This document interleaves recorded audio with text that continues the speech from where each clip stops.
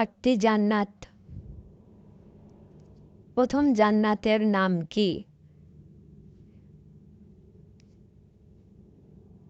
জান্নাতুল ফিরদাউস। দ্বিতীয় জান্নাতের নাম কি? জান্নাতুল খুলুদ। তৃতীয় জান্নাতের নাম কি? জান্নাতুল নাঈম। চতুর্থ জান্নাতের নাম কি? জান্নাতুল আদন। পঞ্চম জান্নাতের নাম কি? জান্নাতুল মাওয়া। ষষ্ঠ জান্নাতের নাম কি? দারুল করার। সপ্তম জান্নাতের নাম কি?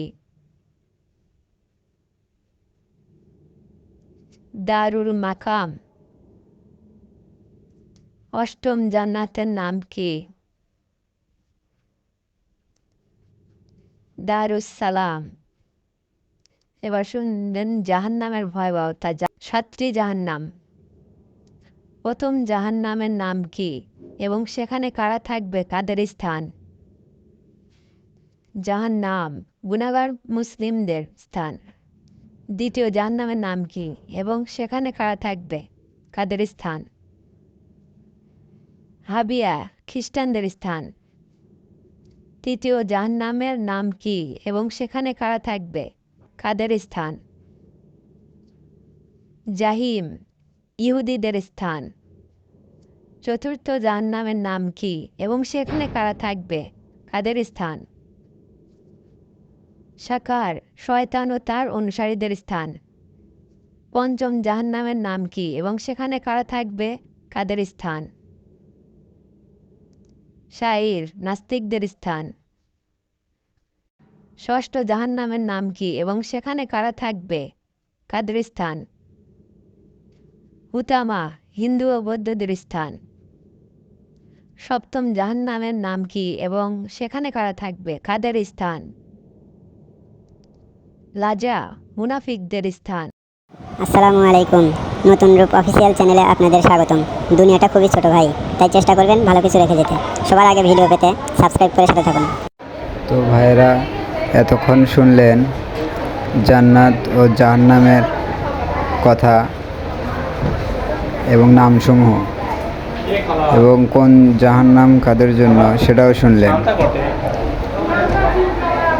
এর দ্বারা আমরা কি বুঝতে পারি ভাই? শিক্ষণীয় বিষয় আমাদের সেটা হচ্ছে জান্নাতে যেতে চাইলে ভালো কাজ করতে হবে, আর যদি ভালো কাজ না করি, খারাপ কাজ করি, তাহলে আমাদের জাহান্নামে যেতে হবে। জান্নাত পেতে হলে আমল দরকার। সেটা নামাজ পড়তে হবে, দান করতে হবে, সত্য কথা বলতে হবে, ঈমান আনতে হবে, আল্লাহর উপর বিশ্বাস রাখতে হবে, নবীদের উপর, এবং পথ চলতে হবে সত্যভাবে ভালোভাবে, এবং জাহান্নাম থেকে বাঁচার জন্য তওবা করতে হবে। জান্নাত চিরসুখীর জায়গা, শান্তির জায়গা, এবং জাহান্নাম সেটা সারা জীবন কষ্টের জায়গা। সেটা পাপীদের জন্য জাহান্নাম খুব ভয়াবহ জায়গা। তাই আমাদের সর্বদা ভালো কাজ করতে হবে এবং ভালো পথে চলতে হবে। জাহান্নামের আগুন আমরা সহ্য করতে পারবো না ভাই, দুনিয়ার আগুনই সহ্য করতে পারি না, আর জাহান্নামের আগুন তো 70 গুণ বেশি হবে।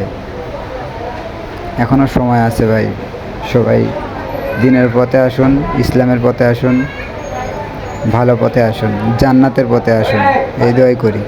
আসসালামু আলাইকুম।